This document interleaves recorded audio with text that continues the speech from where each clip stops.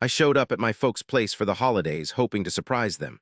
But when I walked in, they barely glanced up from their phones. No hugs, no welcome home, just a "did you bring gifts?" I dropped the bags, mumbled something about forgetting something, and walked right back out. That time, I wasn't coming back. Honestly, I never thought I'd be the kind of person to post online like this. I'm usually just lurking on Reddit during my breaks or late at night when I can't sleep. But after what happened last Christmas, I just gotta get it off my chest. Maybe writing it all out will help. To understand why this messed me up so bad, you need the backstory.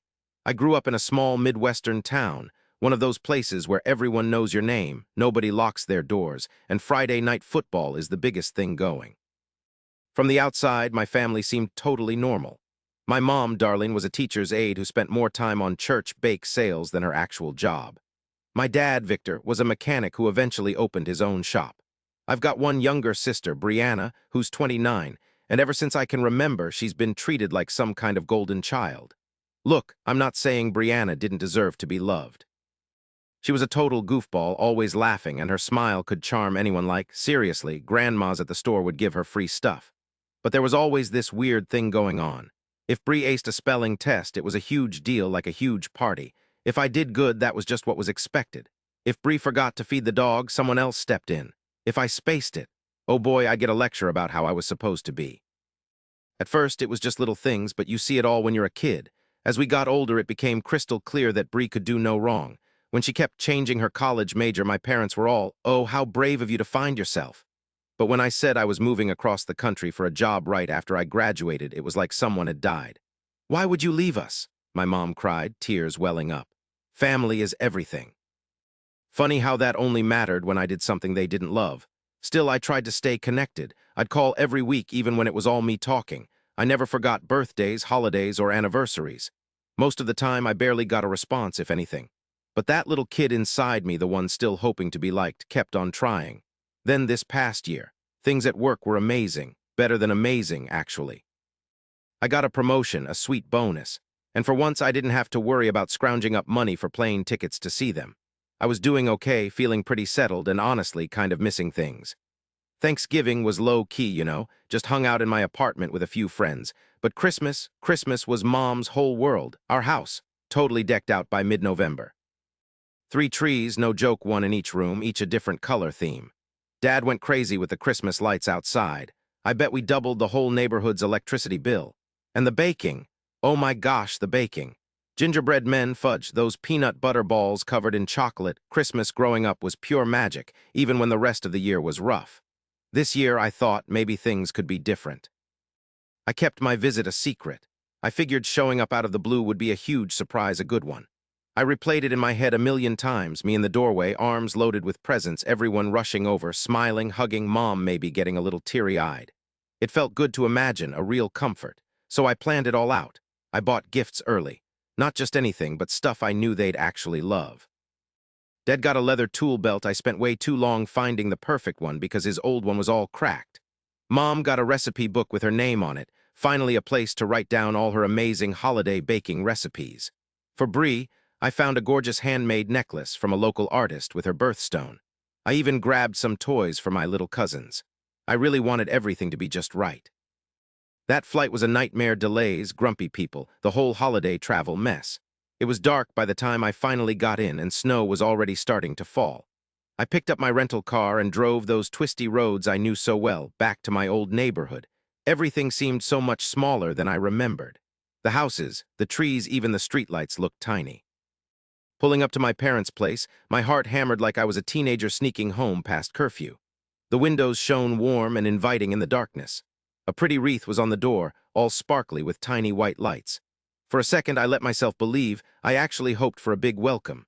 I grabbed my luggage, 3 bags in each hand and a backpack, and walked up the path, my boots crunching quietly on the fresh snow. The door was open, just like it always was. I nudged it open with my foot and went inside. That familiar smell of cinnamon and pine hit me right away. Christmas music was playing softly from the kitchen. Bing Crosby, I think. I had to smile. "Hey," I called out, trying to sound calm even though I was practically bursting with excitement. "Surprise." There was a beat, a little pause where I thought they were going to jump up, but nothing happened. Bri was sprawled on the couch, completely absorbed in her phone. Dad was in his recliner, watching something on his tablet with his earbuds in. Mom was at the kitchen table, furiously typing away on her laptop. Nobody even bothered to look up. I was planted there in the doorway, watching the snow melt off my boots onto the welcome mat, and these bags were starting to really hurt my hands. Finally, after ages, Mom finally looked up. Her eyes just sort of glanced at me, like she wasn't that interested, and she just said, "Oh, Jonah, you're here." No love, no getting excited, no, we missed you. Just those 3 words, totally flat, like I was some delivery guy or something. Before I could even really think about it, Bree, without even looking up, asked, "Did you bring presents?" Not, "Hey, Jonah, I missed you." Not, "How was your flight?" Not even a hello, just that question. I took a deep breath, put the bags down by the coat rack with a thump. My chest felt empty, like all the good feelings just ran right out through my feet. Still, I managed to smile, or tried to at least. "Actually," I said, reaching for my coat again, "I forgot something in the car. Be right back." I walked back out into the cold without waiting for them to say anything, shutting the door gently behind me. But I knew deep down that I wasn't going back in. I stood there on the porch for a while, hands still on the door handle, as if I was waiting for anyone, to come after me, maybe call out my name or laugh, say it was a joke, that they were glad I was there after all. But the seconds just kept ticking by, and all I could hear was the faint sound of Christmas music coming from inside. The air was freezing, that bone-chilling cold that gets right to your core. My breath puffed out in little white clouds, vanishing into the night. I headed down the porch steps, my boots crunching on the snow. The street was eerily quiet. All the houses around us were bright and cheery, windows glowing, wreaths hanging, even a couple of inflatable snowmen bobbing in the wind. So much warmth and life, it made the emptiness in my parents' house feel even worse, like a giant hole in my chest. I slumped into the rental car, just staring at the wheel. Those presents were still back there, sitting in the hallway. I could see them clear as day. Dad half paying attention to his tablet, Bree glued to her phone, Mom hunched over her laptop, none of them even really noticing I was there. I almost just drove off then and there, back to my hotel, and spent Christmas alone. It wouldn't have been the first lonely holiday. But then this anger welled up inside me, a slow burn starting deep in my stomach. After everything, the money I'd spent, the time I'd taken off work, all the planning, they couldn't even bother to make an effort. It wasn't just tonight, I realized. It was always like that. I was always last on their list, the plan B, the extra person, the one they only remembered when they needed something from me. It was like all those little digs, all those years of being overlooked, suddenly snapped into place. It was like someone finally cleaned a grimy window and I could see everything clearly for the first time. And this time, I wasn't going to pretend it didn't sting. I wasn't playing the good son anymore, all smiles and silent. Nope, not this time. So I sat there, mulling it over. No, more than mulling, I was making a plan. After about 10 minutes, I grabbed my phone. I searched my contacts till I found the one person I knew would answer. Someone who knew exactly what it felt like to be treated like a spare part. My cousin Mallory. Mallory, she's 33, technically my second cousin, but growing up, she felt more like a sister than Bree ever did. Mallory's family? They weren't exactly the picture-perfect family my parents always pushed. Her mom had a rough divorce, juggled 2 jobs, and didn't have time for all that PTA stuff and fancy dinner parties. My parents always whispered about Mallory's family like they were some kind of warning. But Mallory, she was real, she was honest. She didn't pull punches, and she never, ever made me feel like I wasn't there. I tapped her number and hit call. She answered on the 3rd ring. Jonah. Her voice was so warm, surprised, like she was genuinely glad to hear from me, something I hadn't realized until then how much I craved that. "Hey, Mel," I said, clearing my throat. "Busy?" "Nope, just wrapping a few presents. What's up, you okay?" I almost snorted, honestly. Even through the phone, she could tell I was off. "Yep," I said, fibbing, then a beat. "Well, sort of, I'm here." I was back in town, surprising my folks for Christmas, a long pause on her end. It was like she already knew how this was gonna go even before I opened my mouth. "Let me guess," she said softly. "It wasn't exactly a holiday special, huh?" I shut my eyes, resting my head against the headrest. "Not even remotely." We talked for a while after that. I spilled everything. The frigid reception, how they barely even glanced at me. Bree's first words were about, of course, presents. Mallory just listened, occasionally making noises of concern, but mostly just letting me vent. When I was done, she was quiet for a bit. Then she said, "You know you don't have to keep banging on a door that's never going to open, right?" That hit me harder than I thought it would. I just sat there in the car, her words hanging in the air between us, and something clicked. She was right. I'd spent years, like decades, chasing this perfect family that didn't exist, thinking that if I just tried harder, did more, became more, they'd finally accept me. But the truth was they saw me. They just didn't care. And sitting there, I realized something else. I didn't owe them anything. Not my time, not my gifts, definitely not my talents. "Hey," Mallory said a moment later, her voice lightening a little. "Why don't you come over?" Christmas Eve dinner was a whole thing. Absolute mayhem, mostly. Kids running around like crazy, and my dog, I bet, was trying to snag a snack off the counter. But it was the real deal. Family, you're always welcome. For the first time all night, I could actually breathe. "Yeah," I said. "Yeah, I'd really like that." But before I could leave, there was still one more thing I had to handle. I put the phone away and looked back at the house one more time. The porch light was still glowing, and the door was still a little open because I hadn't shut it right. Inside, through the window, I saw my parents and Bree just like I'd left them. Bree had her feet up on the coffee table, scrolling through TikTok. Dad was snoring softly, his tablet sliding onto his chest. Mom was laughing at something on her screen, not even looking at the door. Nobody noticed I was gone. They didn't seem to care. And that made what I was about to do a whole lot easier. I sat there for another minute, letting the cold air in the car fully wake me up. No more second thoughts, no more doubts. If they didn't care if I was there, then they definitely didn't deserve what I brought with me. The bags I'd carried in weren't just any gifts. They were thoughtful, personal. I'd spent weeks picking them out for Dad. A special edition set of old vinyl records from a band he loved, the kind he'd mentioned in passing, the kind of thing he'd never treat himself to. It was all for them.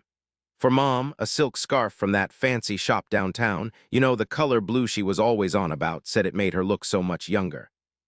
And for Bree, that fancy makeup kit she'd been moaning about, a limited edition thing that sold out in like 5 seconds. I'd picked them out with care, wrapped everything up all pretty in gold paper, tied with real satin ribbons, and I had this whole plan to hand them over, smile, and watch their faces light up. But not anymore. Now they were gonna learn what they'd really lost.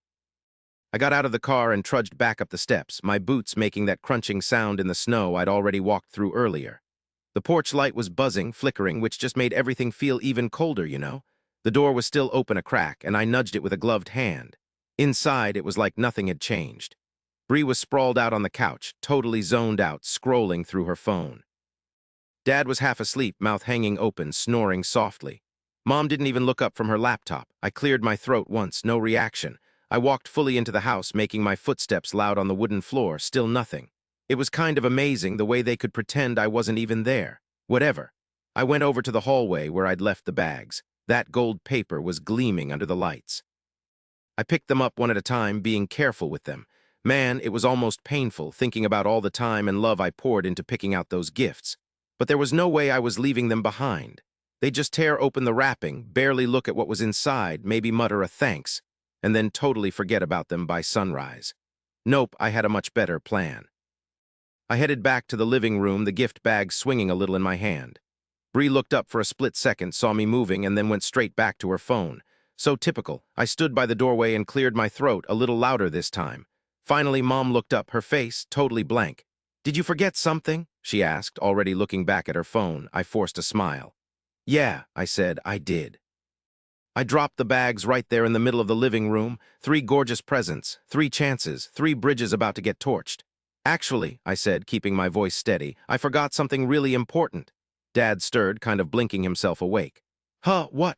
I kept that fake smile plastered on, even though it felt weird and fragile, like it was going to crack any second. "I forgot that I'm not required to spend my holidays with people who couldn't care less." Bree froze, phone halfway through a scroll. Mom's head shot up, her eyes getting narrow. "Jonah, don't be dramatic," she snapped. I raised my hand to stop her. For once in my life, I wasn't letting her walk all over me. I didn't crumble under her size or her attitude. Nope, I told them, cool and collected. I wasn't making a scene, just being real. I got down on my knees and started unpacking the bags. First, Dad's stuff. I carefully took out the vinyl records, trying not to mess them up. Then Mom's scarf, folded perfectly, almost like it was in a store.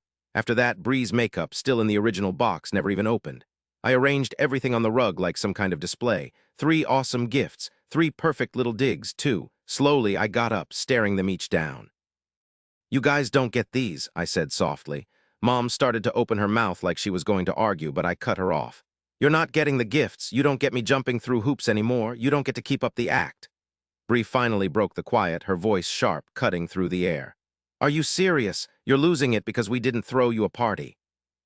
I looked at her, really looked, and for once I wasn't feeling any of that guilt or shame or the need to get her to like me. All I felt was worn out. No, Bree, I said, I'm leaving. It's a little different. Dad shifted uneasily in his seat. Now, hold on, he grumbled. We're family. You don't just ditch family. I chuckled, but it wasn't a happy sound. That's funny. That's exactly what you've all been doing. I'm just noticing it now. I bent over and put the gifts back in the bags. Mom stood up finally, crossing her arms. Her voice was ice now, no warmth, not a drop of it. You're being selfish, Jonah, she'd said. It was Christmas for crying out loud. I adjusted the grocery bags in my arms and looked her right in the eye. Nope. I'm being free. And with that, I turned and just walked out. Didn't slam the door, didn't say another word. I wasn't giving them another chance to mess with me. The cold air slammed into me the moment I was outside, but it didn't feel hollow this time. It felt clean. I headed to the car, carefully placing the bags in the back, then fired up the engine. The headlights sliced through the snow, making long shadows on the empty driveway. In the rear view, the house stood still and silent. No one came after me. No one yelled my name. Good riddance. I slowly backed out, taking that familiar street one last time. The gifts in the back rustled as I drove, and I couldn't help but smile. They weren't going to waste. I drove for a bit in silence, the car cold, matching the ache in my chest. But it wasn't the same. It was lighter somehow, like I'd made a real choice for myself, one that didn't revolve around pleasing anyone else. I didn't race over to Mallory's. I didn't have to. I had time now. I wasn't scrambling to fix anything, to fit in somewhere I didn't want to be. I got to her place about an hour later. The porch light was on, shining out onto the snow-covered driveway. It was so different from the empty feeling I'd left behind. Mallory practically tackled me at the door with a hug. She actually seemed thrilled I was there. No grilling about why I was late or why I was flying solo, nothing like that. It was simple, you know. She spotted the bags in my trunk right away when I hauled them inside.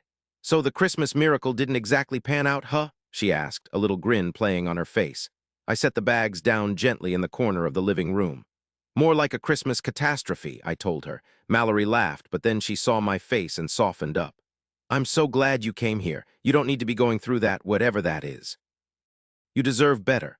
I just nodded, trying to swallow down the lump that had lodged in my throat. It wasn't just tonight, though. It had been going on for years. I always thought that if I just tried harder, they would change. If I just gave them what they wanted, they might actually see me for once. I trailed off. But it's just never going to happen. They don't care, I finally admitted. Mallory patted my back, her voice determined. I know, Jonah, but you have me, and you have way more than they ever gave you credit for. Dinner wasn't some big fancy production. There weren't any over-the-top decorations or anything like that. But it was real. There was laughter. There was food. There was life. Mallory's kids were running around, falling all over themselves, and her dog was going nuts at the door, just bouncing around with pure joy. It was pure chaos, but the kind of chaos that felt right, not forced. Man, when I finally got back to the hotel, I felt a weight lift off my shoulders lighter than I'd been in ages. But this nagging feeling stayed with me like something unfinished. I couldn't just walk away, you know. I had to give my family one last shot at getting it, at understanding what they'd thrown away. So I did something I never thought I'd do. I fired off an email. It was short, maybe too short. But sometimes being blunt is the only way to go. Listen, the gifts. Forget Mom, Dad, and Bri. I left your house that night. I left because I finally saw the truth. All the effort I poured into our relationship all those years, it was never going to be enough. And it wasn't for lack of trying. I gave way more than they deserved. Those gifts, Dad's vinyl, Mom's scarf, Bri's makeup, they weren't for them anymore. They're for someone who'll actually appreciate them. I was done pretending, done hoping things would magically change. They never would. I don't owe them anything, haven't for a long time. Happy holidays, I wrote, signed it Jonah, and hit send. I just sat there, staring at the screen for a minute, feeling weirdly at peace. Then I snapped the laptop shut like I was closing a book, ending a whole chapter of my life. The next morning, Bri called. Her voice was sharp, all defensive. Why would you send something like that? She practically yelled, her tone spitting anger. We didn't do anything wrong. That old urge kicked in, the urge to explain, to backpedal, to fix things. It hit me then, how they'd treated me the night before like I was nothing.